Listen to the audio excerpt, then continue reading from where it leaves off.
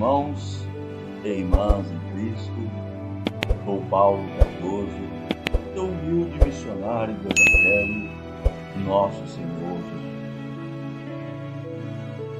Neste dia abençoado, quero encorajá-los a permanecerem firmes em sua devoção a Cristo e em uma busca pela verdade espiritual.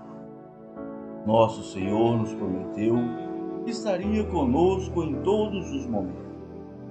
E é por meio desta promessa que encontramos coragem para enfrentar os altos e baixos da vida. Lembrem-se que cada um de nós é chamado a ser um farol de luz em um mundo que muitas vezes está imerso na escuridão do pecado e da desesperança. Ao vivermos de acordo com os ensinamentos de Cristo, podemos impactar positivamente as vidas daqueles ao nosso redor, compartilhando o amor e a graça que Ele nos concedeu.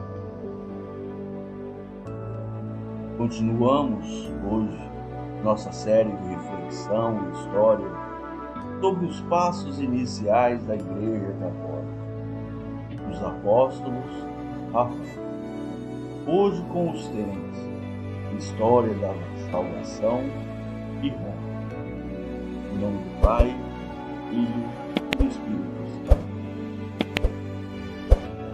No século II, Clemente de Alexandria escreveu: assim como a vontade de Deus é um ato que se chama mundo, assim também sua intenção é a salvação dos homens, que se chama Igreja.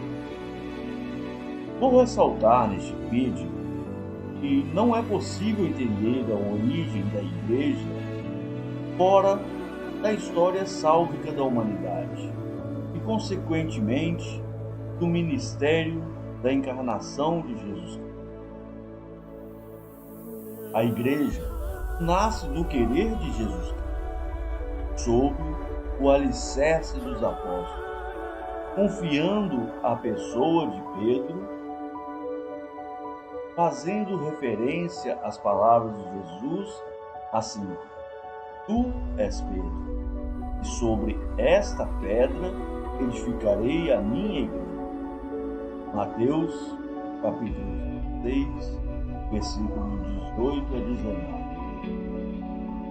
Embora esse seja um texto-chave para a compreensão da instituição da Igreja por Cristo na Sagrada Escritura, sobretudo, no Novo Testamento há outras passagens que ajudam a fundamentar sua origem, como, por exemplo, a escolha dos 12 apóstolos e seu envio missionário.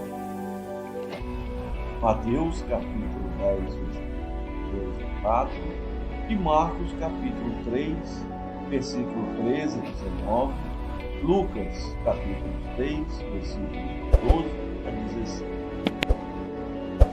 Outro momento fundante se dá na cruz, com a imagem do lado aberto de Cristo, de onde jorraram sangue e água. João, capítulo 9, versículo 34. Sobre essa cena, Santo Ambrósio afirmou que da mesma forma que Eva foi formada do lado de Adão adormecido, assim a Igreja nasceu do coração transpassado de Cristo morto na cruz. Irmãos e irmãs em Cristo, devo salientar que, mais do que declarar a fundação da Igreja, a Sagrada Escritura testemunha esse fato, pois a origem da Igreja está no próprio mistério de Cristo e na sua missão. Desenvolvimento. Já em Pentecostes, com a vinda do Espírito Santo sobre os apóstolos, isso em Atos, capítulo 2, versículo 1 a 4, a igreja se manifestou publicamente diante da multidão e começou a pregação da Boa Nova, realizando o mandato apostólico de Jesus. Ide por todo o mundo e anunciai o Evangelho a toda criatura. Marcos, capítulo 16, versículo 15. Em sua história eclesiástica do século IV, Eusébio de Cesareia mostra que os apóstolos, de fato, foram até os confins do mundo habitado na época, chegando, por exemplo, à região da Ásia, conhecido como Índias, ultrapassando as fronteiras do Império Romano. O Livro dos Apóstolos, as cartas de Paulo e os demais textos do Novo Testamento são fontes que ajudam a compreender como se organizava a igreja nascente. Outra fonte importante é a Didaque, ou Instrução dos 12 Apóstolos, uma espécie de catecismo primitivo que apresenta orientações sobre a doutrina, a conduta dos fiéis, a vida sacramental, os ministérios e a centralidade da celebração dominical, a Eucaristia. Igreja Apostólica. A igreja cresce, portanto, a partir do testemunho dos apóstolos, transmitido aos seus sucessores em comunhão com o sucessor de Pedro, bispo de Roma, o princípio da unidade eclesial. Essa configuração já é percebida no chamado Concílio Apostólico de Jerusalém, Atos 15, ocorrido por volta do ano 41, para resolver uma questão doutrinal na qual cristãos de origem judaica defendiam que os pagãos que aderiram ao cristianismo deveriam ser circuncidados. Paulo e Barnabé foram ao encontro de Pedro e dos outros apóstolos em Jerusalém para discutir a questão. O colégio apostólico, então, decidiu que não era necessária a circuncisão aos cristãos de origem pagã, uma vez que se aderia a Cristo pelo batismo. Vou sublinhar que a apostolicidade da Igreja não é compreendida apenas como uma herança de sedes episcopais assumidas pelos sucessores dos apóstolos ao longo do século. Ela se dá no fundamento da fé dos apóstolos em uma vinda fundamentada nesta mesma fé. Afirmou, explicando que, portanto, participam da dimensão apostólica da Igreja todos aqueles que recebem o batismo e professam essa fé.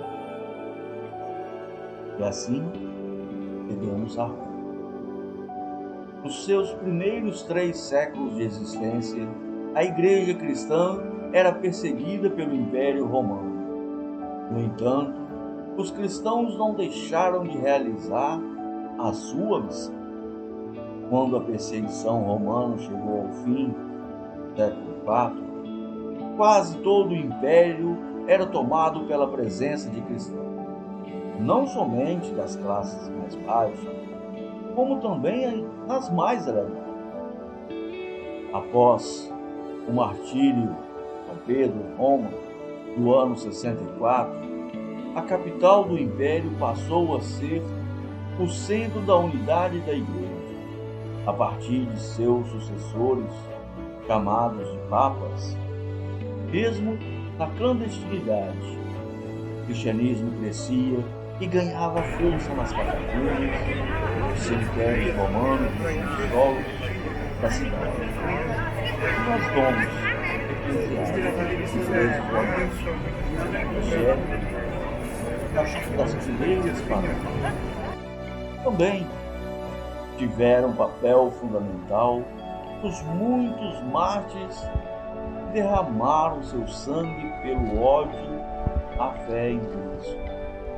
Os vários relatos da época mostram que, quanto mais os cristãos eram mortos pela perseguição do império, mais a comunidade crescia. Daí vem a célebre afirmação de Tertuliano, no século XIII: o sangue dos mártires é a semente dos irmãos e irmãs de Cristo. Chegamos ao fim de mais um episódio. Agradeço a todos de coração por me acompanharem e agradeço a todos vocês em nome de Jesus. Também vos peço de coração aberto que acompanhem os próximos vídeos, assistam desde o início dessa série. É uma história maravilhosa do início da igreja. Em nome de Jesus, amém.